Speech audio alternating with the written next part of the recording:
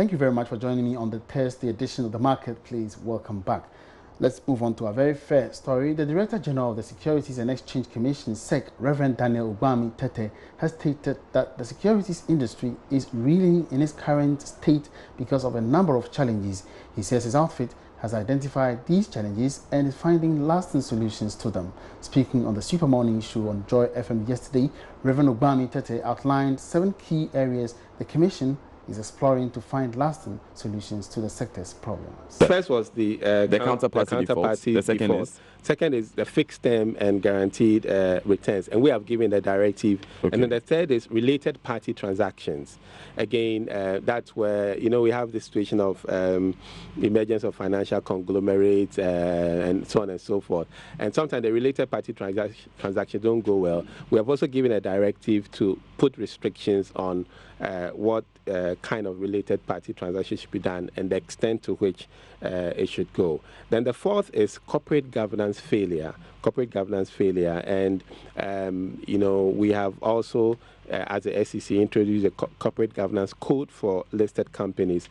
We've also introduced the conduct of business guidelines for our capital market operators, and these guidelines have the some provisions on corporate governance because we need our operators to strengthen the practice of corporate governance. Okay. And then there's also the issue of a lot of licensed operators coming in. So we have SEC is implementing new licensing requirements. For instance, we are looking at the minimum capital requirement being raised. We are looking at enforcing the fit and proper test. Before you can actually play in the industry, you have to pass the fit and proper test. We are looking at, for instance, interviewing, especially key of officers. So it's not just a question of showing, your certificates, but we want to make it more rigorous in terms of who comes in, raising ICT requirements, and then we're also embarking on a digitization program for the Commission to make us more nimble in terms of surveilling the market and also affording the market operators a quicker way of submitting the returns. So that's fifth. And then the sixth is lack of information and disclosure requirement, because one of the important things is for the investing public to get information or disclosure, and our operators must give them information or disclosure about what they're doing. If a lot of the issues, when you get into it, the investor didn't have any clue as to what the fund managers were going to do with their money, and that is not right. And so apart from directing our operators to give more information, we're also working on creating a data range on our market operators that will be made more accessible. Again, it will be on our website. We'll look at other ways to put that increase access to that. And then the seventh, which I think places the responsibility on the investing public, is chasing of rates and lack of appreciation of risks. And that was the Securities and Exchange Commission boss, Reverend Daniel Ugbami Tete, giving us the 7 outlines or the 7 key areas that the Commission hopes to explore to find lasting solutions to the problem. We would like to get some more explanation of these areas, and I've been joined in the studio by Joy Business in-house researcher Philip Namfuri to tell exactly what these 7 areas are. Now, Philip, yesterday we talked about the counterparty default. Could you first give us a recap of that and then follow up through with the other outlines? Okay, thank you. So with the counterparty default, what the SEC is arguing is that some fund managers were exposed to savings and loans companies and microfinance institutions. In this way, they invested in their fixed deposit instruments, and these savings and loans companies also gave it out as loans to other people. So when these loans don't come back to the savings and loans companies, obviously savings and loans companies, etc., cannot give money back to the fund managers. And then you, in turn, that have invested in the fund management companies, can also access your funds. So that's essentially what it is. So people are defaulting on their loans with savings and loans companies. Savings and loans companies are also defaulting on their obligations to fund management companies, and they are also defaulting on their obligations to you and I. It's kind of cyclical. Yes, so that's it. So that's the counterparty default. And what about the other 6? Okay, so the next one was fixed guarantee returns. SEC brought out a notice that nobody should give guaranteed returns in the fund management industry. It's different from when you go to a bank and they give you your fixed deposit rate. With this, SEC says no more guaranteed returns for fund management companies. The next one is related party transactions. And they saw that there were a lot of interconnectedness when it comes to people who have institutions in one space. So you can see that one fund management company is giving something to its related party. And we saw this feature prominently in the banking industry problems, where there were some movements of funds between connected parties. So they also saw that. That was the third one. And the fourth one, corporate governance failure, obviously came up again. And then they put in place a number of guidelines, investment guidelines. There's a new corporate governance code, just as we saw in the banking sector. So you can see there's some similar reforms happening there. So now there's a new corporate governance code. That's the fourth one, corporate governance failure and how they're going to solve it. Fifth one, they realized that there were too many licensed operators. So they're going to increase minimum capital requirements, sanitize the system, and then there's going to be a fit and proper test, just as we had in the banking sector, so that it's not everybody who can go and apply and get a fund management company license. Which means the number is going to be cut down, and the number of operators. Most likely, if these companies cannot meet this minimum capital requirement. Do you expect measures then, if perhaps one company cannot, meet these requirements? It may be a possible option, but it will depend on the fund management company and how each of them decides to invest their assets. There might be differences in how they would operate, but I'm sure subsequently, if they discuss, something can be agreed to. Then the sixth one is lack of information or disclosure requirements. SEC says they want to now improve their websites, make it more robust, and give us access to information, like we saw with the color coding of the companies that had no major regulatory issues in gold, and those that had major regulatory issues that were in red. Then the seventh one is very interesting, is the rate chasing and lack of appreciation for risk and lack of financial planning. Everybody is hungry, Emmanuel, looking for rates. We want more on investments. It's something they realize. So now they're going to do more investor education, investor engagements, general public, to inform us that when you're investing, you are taking some amount of risk. You are putting your money there. So the higher the risk, the higher the return. Or the higher the return you want, the higher the risk you should be ready for. So they don't just go in, you want 28% and you think that nothing can go wrong. If a fund manager says, if a fund is operating, and this is what has been demonstrated, maybe 21, 22, 23, 24, 25%, and you look at treasury bill rates, government borrowing, and it's at 16, and realize that the risk of government is low, risk of investment is high. So be prepared for it. But there should be more education from fund management, the SEC, and the investors. Plus, I hope they drum in the fact that on the capital markets, these investments are quite long-term, unlike the banking sector, where you can just quickly walk in on a short notice to claim your funds. Exactly, very good one. So he mentioned that yesterday on the Super Morning Show, and it all goes back to the understanding. Everybody is very focused on the banking industry because obviously it's more dominant in the space. Capital market is now growing 20 years and over.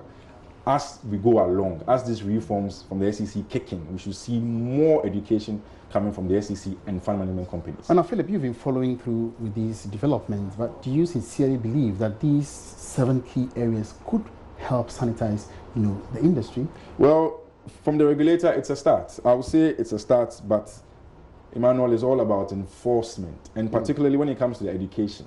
It's something that is embedded in our cultural system. It's going to take some time to shape that mindset. So I'm sure, all things being equal, it will be well and good.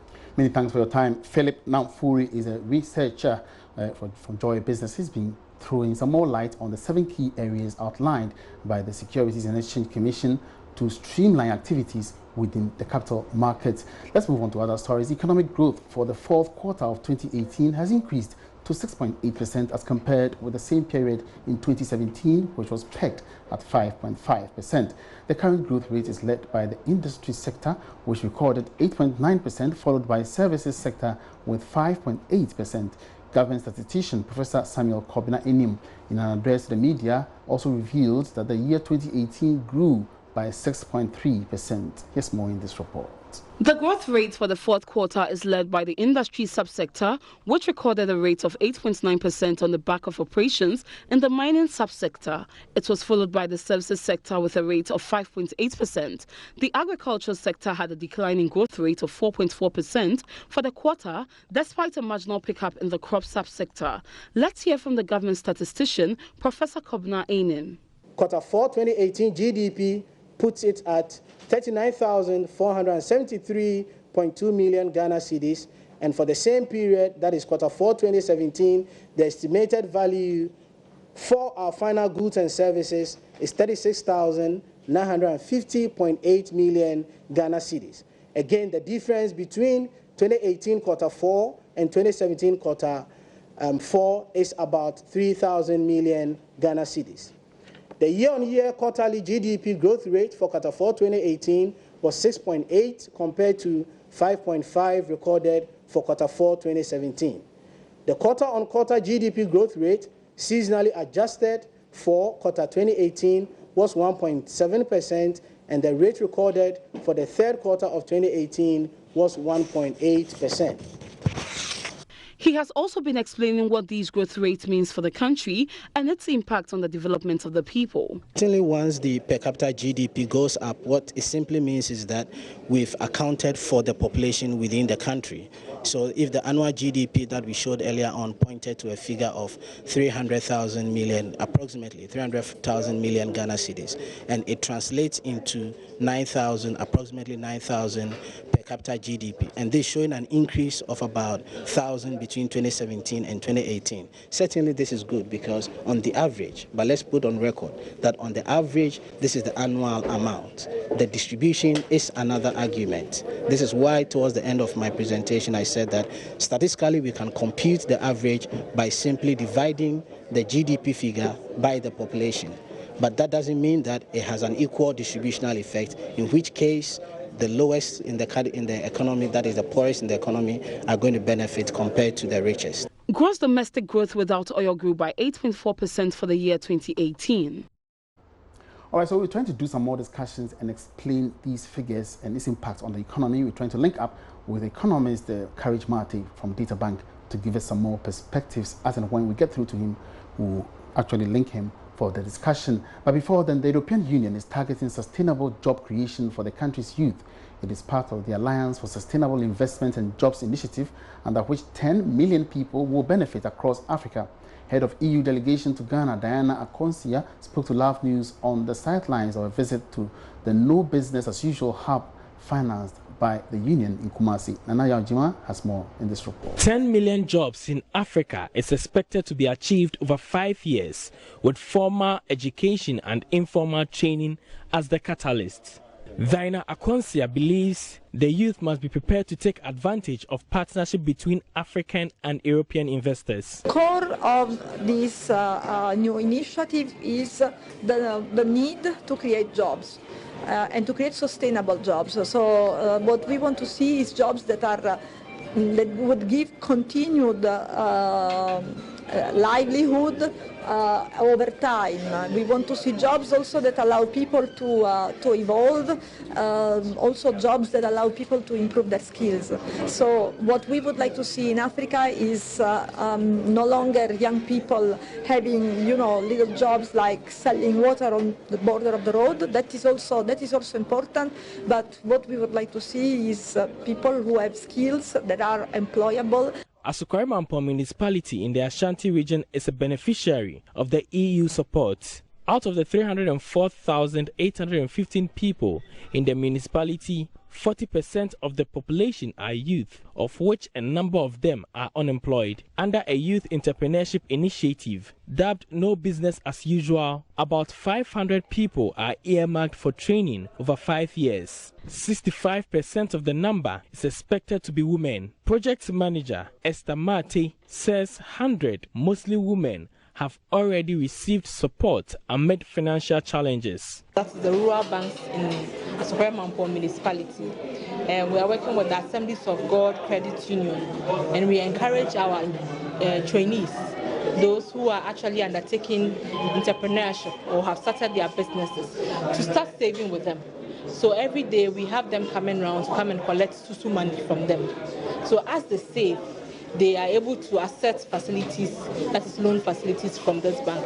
In spite of the challenge, the Municipal Assembly acknowledges the project has enlightened people on their basic rights beside creating economic opportunities. Nana Yaojima reporting. Let's stay within agric, and mechanization has long been touted as a way forward in unearthing the potential of agriculture. It is also considered as a tool for massive economic transformation for Ghana and the African continent at large. But what practical steps have been taken by government and the private sector in realizing these objectives? JoyNews' Ernest Menu traveled to Bomart Farms at Adesu in the eastern region and reports two drone technology companies, Aquamea and Zion Gate Technology and Research, are already making a difference in agriculture in Ghana. Government considers agriculture as a key sector and has recently unveiled flagship programs with the aim of increasing productivity and also creating jobs. For instance, fertilizer has been subsidized for farmers and some assisted with farm inputs. But there's more to explore as far as mechanizing agriculture is concerned. At Adesu in the eastern region, I meet this 28-year-old drone pilot. I'm Kluche. I'm a drone pilot. I've been flying the drone for like 2 years now. Valentine graduated with a bachelor's degree in graphic designing. He had no background in agriculture. I once worked with UNICEF. They introduced me to Aquamea. And Aquamea is a drone company for agro. So when I joined, it was about agriculture. But I did Bachelor of Arts when I was in university. I completed university in 2016. And I had no idea about agriculture. But today, he travels all around the country providing services to farmers. And just this morning, I'm leaving from Tamale. And I came here this morning. I'll be going back to Tumu to go and continue my job there. Thanks to Aquamea, it has really saved me a lot. Today, I meet him at Bomart Farms at Adesu. He demonstrates how the drone works.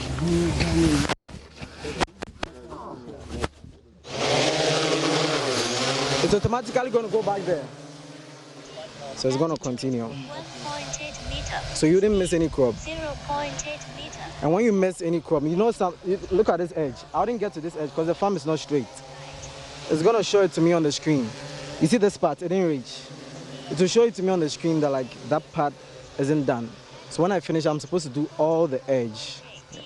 3.0 meter. You can increase the speed, you can change the speed, increase the flow of the liquid. It all depends on the nozzles. So I think I'll stop there. And I can ride it manually. So this one, the water is finished, I can bring it back.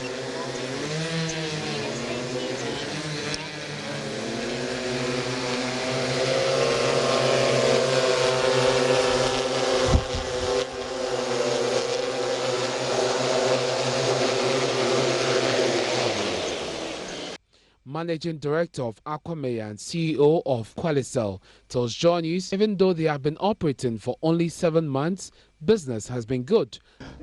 The prospect is really great because in our 7 months operational in Ghana here, we've received a lot of traction from different stakeholders, including even the youth, because they want to be involved in technology innovation, get their hands busy with something that they can relate to. And with the drones, we employ them in our assembly units to assemble the drones, and we also train the pilots to be drone pilots. They get their certification and they go out there to also spray the farms off and impact the life of the smallholder farmers. Zion Gate is another drone technology company that is providing service to farmers for as 50 cedis per hectare. Their drone is able to profile your cell and provide solutions. Bernard Asel tells us more. We fly the drone there, then within the next 3 hours, we produce the analysis for them. Then we try to interpret the result because the farmers don't understand these analysis. So we try to do the interpretation for them. Then we give them the necessary guidance. Then they go to the field and do all the necessary stuff that you have to do. We've been able to map so many farms in Central region and Ashanti region, for instance. We've been able to map maize farms, we've been able to map cocoa farms and stuff. Farm manager for Bomart Farms, Daniel Ahiro, said the technology has cut down their cost of production. Technology last year, and we think the result was good. And so we have plans of scaling it up. But we believe it is one of the best ways to try and improve on farming in Ghana. Meanwhile, Chief Executive of Cosmos Energy, George Sapon, says his outfit is ready to partner more with government to maximize results in the Planting for Food and Jobs program. We have soil solution. When the farmer is actually plowing, they can tell that this soil that I have is good for this product. So we are actually we are collaborating with the government. This is a success. It's a success that is for all Ghanaians. So as Ghana prepares to host this year's African Green Revolution Forum, perhaps the mass production of such drones and leveraging on digital transformation to drive sustainable food systems must be considered by government and key stakeholders. Indeed, a breakthrough in agric modernization. Let's still stay with agric. And some rice farmers and producers are blaming seed entrepreneurs for increasing contamination of planting materials in the country. They say lack of expertise of middlemen normally lead to acquisition and supply of diseased seeds. Stakeholders have been discussing these and other issues affecting local rice production in Kumasi. Kwesi Debra has more in this report. Unlike previously, when companies are contracted to do the supply of the seeds, they are sent to the Ministry of Food and Agriculture offices at the district levels, where they are required to do the sale of the seeds by themselves. So what happens to the seed later, nobody cares. But now, the seed companies have been asked to do the sales of the seeds directly to the farmers through retailers. So if you are a seed company and you are sending in seed onto the market, you are selling the seeds directly to the farmer. Though agronomist Maxwell Mensah of RMG Ghana believes government intervention of subsidizing seeds will enhance production, Joseph Nate of Ghana Irrigation Development Authority thinks it's much ado about nothing if entrepreneurs with low knowledge command the seed market. The major challenge we found about the seed acquisition is the qualities that we have on the market and the source where it is coming from. We have a lot of mixed seeds. Apart from mixed seeds, we have diseased ones. So sometimes when a farmer gets access to that seed and is not able to identify the off types before even nesting the seed, it becomes a challenge. So what we are saying is that the researchers should be able to ensure that what they are giving to us is the true type. For instance, we have Jasmine 85 on the market now. You go to Sari, what we are buying from Sari as Jasmine 85 is totally different from what we are getting to CRI as Jasmine 85 because of different ecology. The view is shared by Odiasempa Entry, Chief Executive of Rice Producing Company, Sparse Ghana. He is calling for proper regulation, especially of seed producers, to ensure entrepreneurs get standard materials for distribution.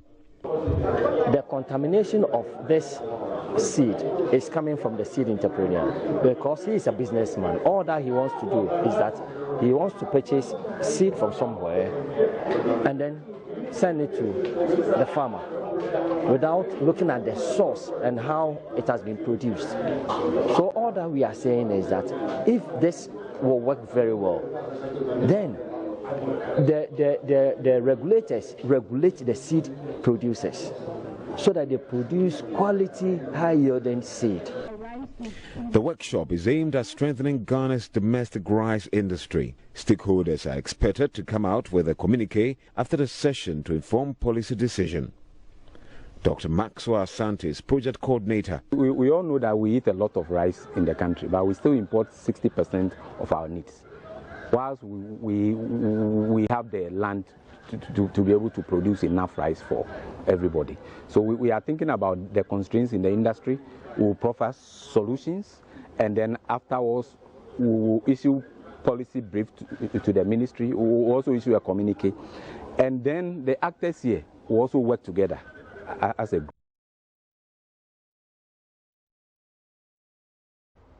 And here we draw the curtain down on this edition of the Marketplace. It's been great having you on board. My name is Emmanuel Abuachi. We have a good afternoon.